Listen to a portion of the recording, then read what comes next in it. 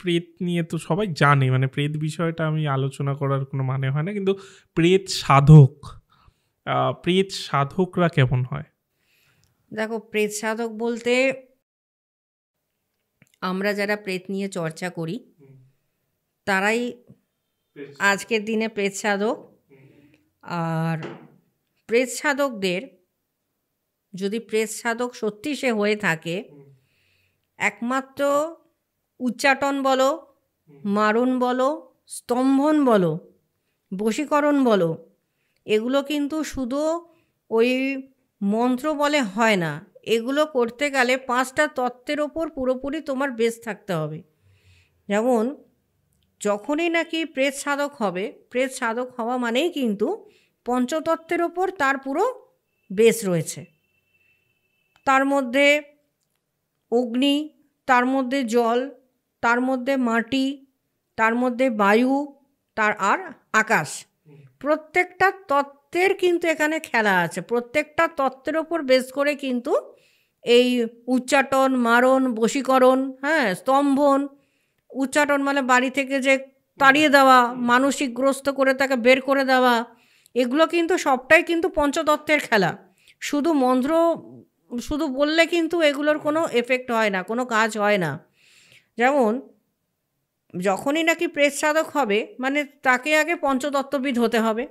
আর যেদিনকে পঞ্চতত্ত্ববিদ সে তখনই বুঝতে পারবে যখন মানে হিসাব মতন যে যিনি গুরু আছেন, যিনি গুরু থাকবে, প্রেত গুরু, সে যখন নাকি দীক্ষা দেবে আগে তত্ত্বগুলো সম্বন্ধে তোমাকে দর্শন করা শেখাবে, যে তত্ত্বগুলো কিভাবে তুমি দর্শন করবে। মানে আমাদের শরীরটা তো দেখো পঞ্চভূতে তৈরি, তো আমাদের শরীরের মধ্যে কিন্তু পঞ্চতত্ত্ব আছে। এবার প্রত্যেকটা তত্ত্বকে তোমাকে প্রকাশ্যে আনতে হবে যখন তুমি যেরকম ক্রিয়া করবে। যেমন ধরো আমি যদি মনে করি, ধরো আমি মারণ ক্রিয়া করব, মারণ ক্রিয়া করতে বসেছি, কিভাবে করব? ওই শুধু শুধু কতগুলো মন্ত্র আওড়ালাম, মারণ ক্রিয়া হয়ে গেল, এমনটা না। আরেকটাও কথা বলি, মারণ ক্রিয়া কিন্তু কখনো কারোর সামনে করা যায় না। মারণ ক্রিয়া এই জন্য করা যায় না, ধরো আমি যখন নাকি মারণ ক্রিয়া করব, তার মানে আমাকে দেখতে হবে কোন তত্ত্বে মারণ ক্রিয়া করছি। আমি যদি মারণ ক্রিয়া করি তাহলে আমার শরীরের মধ্যে অগ্নিতত্ত্বকে প্রকাশ করতে হবে। যখনই আমার শরীরে অগ্নিতত্ত্ব প্রকাশ পাবে তখন আমি ওই তত্ত্বে গিয়ে কিন্তু মারণ ক্রিয়াটা শুরু করব। আমার ধরো মনে হলো যে কেউ শান্তির জন্য আমার কাছে এসছে, খুব অশান্তি জীবনে, কোনো পৌষ্টিক কর্ম করব আমি, কাউকে বাঁচানো বা কাউকে সুস্থ করা, হ্যাঁ, বা ধরো কেরিয়ারও কোনো প্রবলেম, এইগুলো তো হচ্ছে তোমার শান্তিমূলক কাজ। তখন আমার শরীরের মধ্যে থেকে এই যে জলতত্ত্ব আছে, জলতত্ত্বকে প্রকাশ করতে হবে। যখনই আমার শরীরে জলতত্ত্বের প্রকাশ ঘটবে তখনই আমি কিন্তু শান্তিকর্ম বলো বা পুষ্টিক কর্ম যাকে বলে আমি সেটা করতে পারবো। আবার ধরো মনে হলো যে কাউকে স্তম্ভন করব, মানে প্রচুর শত্রু, মামলা মোকদ্দমা চলছে, আমাকে স্তম্ভন করার জন্য আমার কাছে এসছে। তার জন্য আমার শরীরেই রয়েছে কিন্তু বায়ুতত্ত্ব। এই বায়ুতত্ত্ব যখন প্রকাশ ঘটবে তখনই কিন্তু আমি ওটাকে প্রয়োগ করলে তখন ওই স্তম্ভন ক্রিয়া কিন্তু কাজে দেবে। তার আগে কিন্তু শুধু আমি বগলামুখী মন্ত্র বলে গেলাম আর কতগুলো শুকনো লঙ্কা দিয়ে গেলাম, ভাবলাম যে বিশাল বড় বগলামুখী হোম করে ফেলেছি আর প্রচুর আমি একদম শত্রু দমন করলাম, স্তম্ভন করলাম, ওইভাবে কিন্তু হবে না। প্রথমত তাকে প্রেত সাধক হতে হবে। প্রেত সাধক না হলে তার মধ্যে পঞ্চতত্ত্বের প্রকাশ জানবে না, কিভাবে করতে হবে, পঞ্চতত্ত্ব কিভাবে আনবে সেটাকে তাকে জানতে হবে। আর সেটা প্রেতগুরু ছাড়া জাগানো সম্ভব না। এটা সাধারণ কিন্তু তান্ত্রিকের কাজের মধ্যে পড়েই না এই জিনিসটা। এবার আমি যদি আমার বডিতে পঞ্চভূত রয়েছে, প্রত্যেকটা তত্ত্বকে আমি যখন আলাদা আলাদা করে কাজ অনুযায়ী আমি সেটাকে প্রকাশ করছি, তার মানে সেটা কিন্তু খুব ইজি ব্যাপার না যে আমি শুধু মন্ত্র আওড়ালাম আর হয়ে গেল। তোমাকে সেই টেকনিকটা জানতে হবে যে কিভাবে বডির মধ্যে যে তত্ত্বগুলো আছে সেগুলো তোমাকে জাগাতে হবে। এবার ধরো মনে হলো যে আমি উচ্চাটন করব, আমি মন্ত্র বললাম, উচ্চাটন এসে পালিয়ে গেল, এমনটা কিন্তু হয় না। যখনই আমি উচ্চাটন করব তখন কিন্তু আমাকে জানতে হবে যে মাটি তত্ত্ব বা পৃথিবী, যে এই যে মাটি তত্ত্ব আছে এই মাটি তত্ত্বের ওপর আমাকে প্রকাশ, মানে যখন আমি নিজেকে সেখানে প্রকাশ করব, যখন ওখানে আমি নিজেকে প্রস্তুত হব যে আমি মাটি তত্ত্বকে আমি জাগাবো, তখনই কিন্তু আমি ওই উচ্চাটনের কাজ আমি ওখানে প্রয়োগ করতে পারবো, আর তখনই কিন্তু সেটা আমার হবে উচ্চাটনটা। এবার ধরো আমার মনে হলো আমি বশীকরণ করব, বা ধরো বিদ্বেষণ করব, বা বিচ্ছেদ করব, যাই করব, সেটা করতে গেলে প্রয়োজন ওর আকাশতত্ত্ব। আকাশতত্ত্ব পেতে হবে, আমার শরীরেই আকাশতত্ত্ব আছে। আকাশতত্ত্ব যখন প্রকাশ পাবে তখনই কিন্তু সেই বশীকরণ বা বিদ্বেষণ বলো বা বিচ্ছেদ বলো তখনই করা সম্ভব হবে। আর পুরো যে ফর্মুলা বা পুরো টেকনিক সেটা কিন্তু প্রেত সাধক ছাড়া কোনো দিনও করা সম্ভব না। কারণ যদি সে প্রেত সাধক না হয়, সে পঞ্চতত্ত্বই জানবে না। আর পঞ্চতত্ত্বই যদি না জানলো, এক একটা কাজের জন্য এক একটা তত্ত্ব, ও তো জানবেই না যে কিভাবে সেটাকে আনবো। এটাকে তো আগে আমাকে জানতে হবে, তাই না? কারণ দেখো, প্রেত সাধক মানে কি? প্রেত সাধক মানে হচ্ছে যারা স্পিরিট বা সূক্ষ্ম শরীর, সূক্ষ্ম দেহ যারা বুঝতে পারছে, যারা ফিল করতে পারছে, যাদের সূক্ষ্ম দেহ নিয়েই কাজ, সূক্ষ্ম দেহটাকেই কাজে লাগানো কাজ, তারাই একমাত্র কিন্তু নিজেকে প্রেত সাধক বলে ডিক্লেয়ার করতে পারে, হ্যাঁ আমি প্রেত সাধক।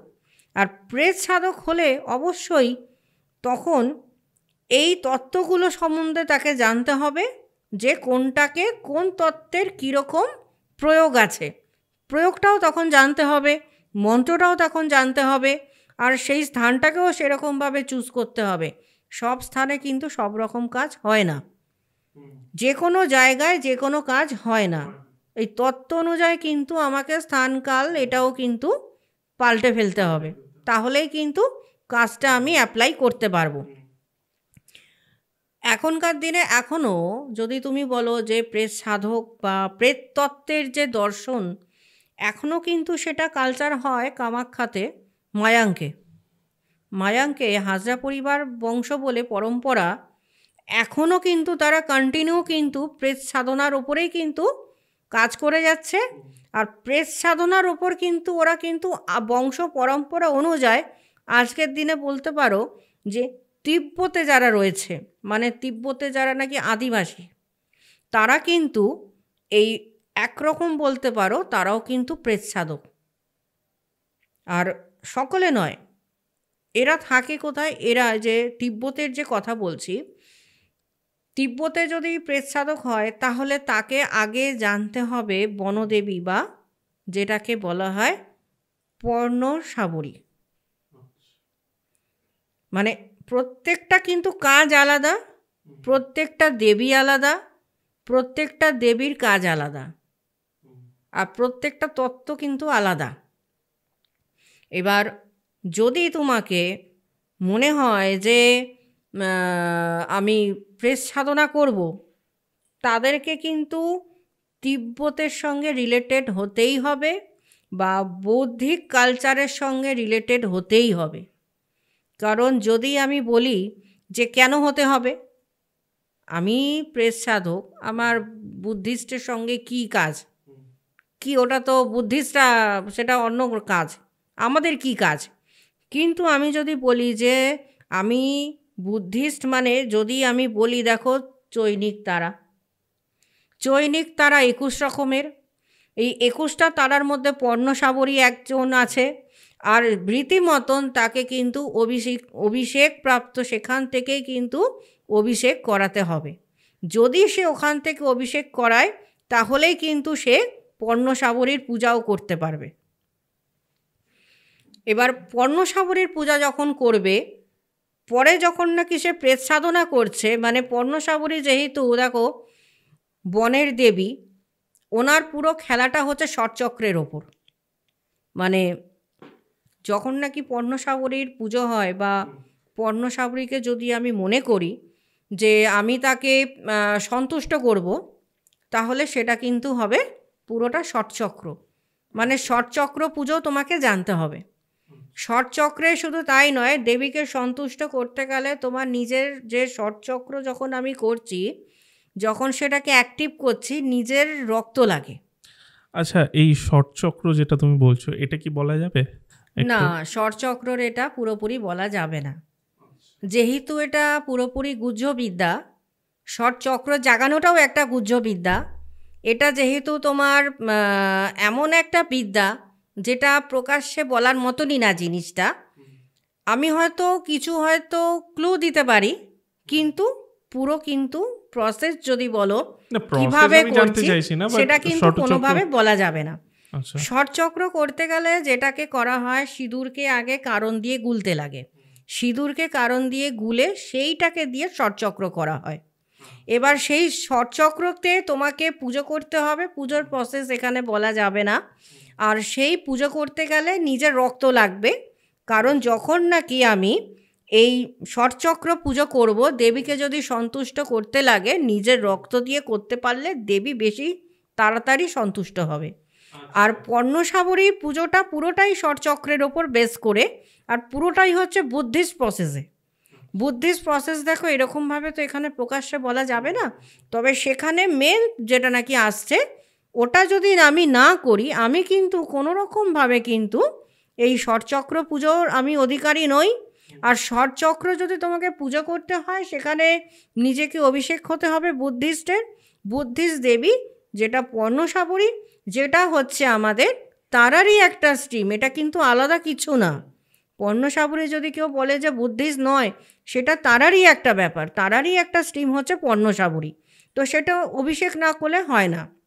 এই যেমন কিছুদিন আগে আমি ছিলাম মনস্রিতে অভিষেকের জন্য, আমি তারার ওপর অভিষেক নিতেই গেছিলাম, যেহেতু পর্ণসাবরী আমি অ্যাপ্লাই করব। আমাদের এখানকার দেখো মায়াঙ্কে যে বিদ্যাটা চলছে সেটা তো আছে, সেটা তো তোমার প্রেস সাধনা, যত প্রেস সাধক আছে কামাখ্যার সঙ্গে তাকে মানে রিলেটেড হতেই হবে। কামাখ্যা যদি না আসে, কামাখ্যা পীঠ যদি না আসে, সেখানে মায়াঙ্ক উঠে আসবে না। আর মায়াঙ্ক যদি উঠে না আসে, তাহলে সেখানে প্রেস সাধকও উঠে আসবে না। কারণ প্রেস সাধক হতে গেলে যেই জিনিসগুলো দরকার, একমাত্র প্রেতগুরু ছাড়া প্রদান করা যায় না সেই সমস্ত জিনিস। আর এতটাই গুহ্য বিদ্যা সেটা, এগুলো প্রকাশ্যে বলা যাবে না।